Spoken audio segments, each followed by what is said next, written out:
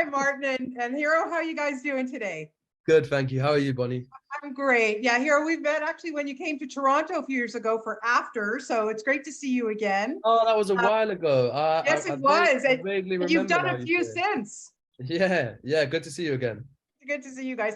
Okay, I got to say, I didn't know what to expect. I love this film. I just love that it had so much heart, but yet it was so freaking hilarious. So, Martin, I want to ask you, let's start with you because you get this script. What was your initial reaction? And then we were thinking, like, how am I going to pull this off? Yeah, it's I mean, I read it and I loved it straight away. And it's funny because I read it and thought, wow, it's just so like it feels so authentically 80s. And then obviously I find out it was written in the 80s. And kind of the film had been optioned and kind of been in development to so many studios. It almost got made 3 or 4 times. And over, I think like once in the 80s, the 90s, the early 2000s. And for whatever reason, it didn't get made. And then it came to me. I loved it, and then just wanted to do justice to the writers of delivering a great film, and and assembling a great cast. We couldn't do that. We got these guys, but it worked. Yeah.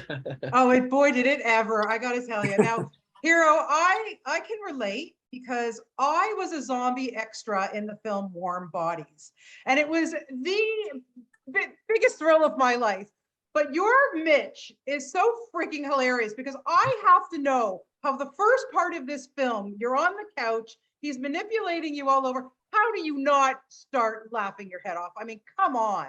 I think you do for a few takes, and then Martin comes in and is like, well, actually, Martin comes in and he's laughing too, and the AD says, "Guys," and it's like everyone except maybe like Simon, our first AD, is like, "Come on, we need to shoot this now." But no, I mean, I did practice on the sofa at home a fair few times, and one of the main issues was I didn't really realize this till after, but contact lenses we put in just for the visual effect of making the eyes look dead, and secretly they were the biggest help in keeping your eyes open for such a long time when you're playing dead, because the breathing is one thing, but yeah, keeping your eyes open for that long and not tearing up or blinking would be impossible. But the contact lenses was a happy accident because they really helped with that. I really enjoyed playing dead for the first 2 weeks. I actually got a bit complacent, and by the time I had to talk, it's quite nerve-wracking. Yeah. So he's excellent. He's excellent doing nothing.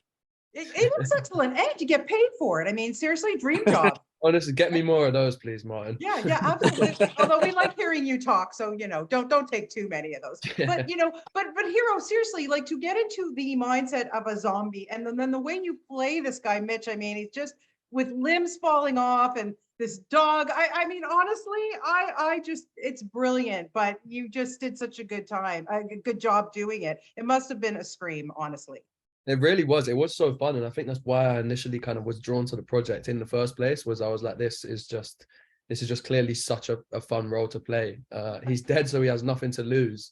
And I think a lot of our the roles that are most desirable for actors are like the really vulnerable, deep ones where there's so much inner conflict. And like, I was like, this is going to be really refreshing to play someone who he can be so consistent with his just happy-go-lucky nature. Was just fun for me to play. I think it even made me a happier person through filming, just being kind of in that space.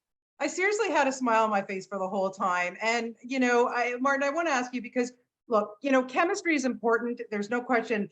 But I felt that Max and Hero just like they must have connected immediately. And plus, you were shooting during COVID, so you had to be together, all of you. There was no question. But how do you know? How did you know those two were going to work so well together?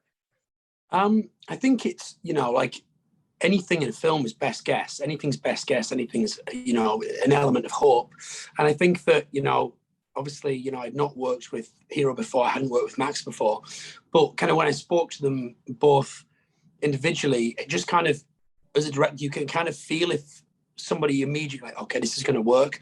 And like, it's strange because like when I first met Hero, I like found him quite a funny guy, naturally a funny bloke, which I wasn't expecting to.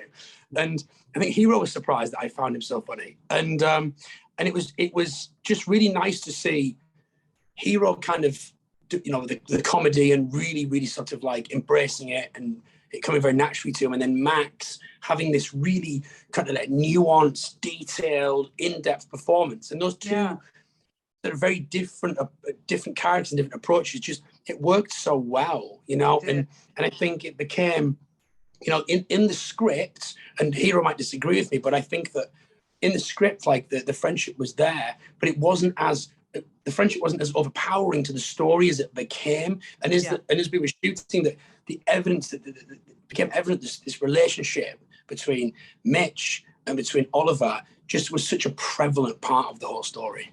Yeah, I agree. And I didn't even like, at one point, I didn't even remember that he was dead, because to me, it just felt like they were pals, you know, like, and it was sad when well, I don't want to give anything away because it's so amazing. Now, Hero, I was going to ask you, first of all, did you immediately connect with Max? And did you ever know that you were so bloody funny? Like, you need to do more comedies, my friend. Thank you so much. Do you know what?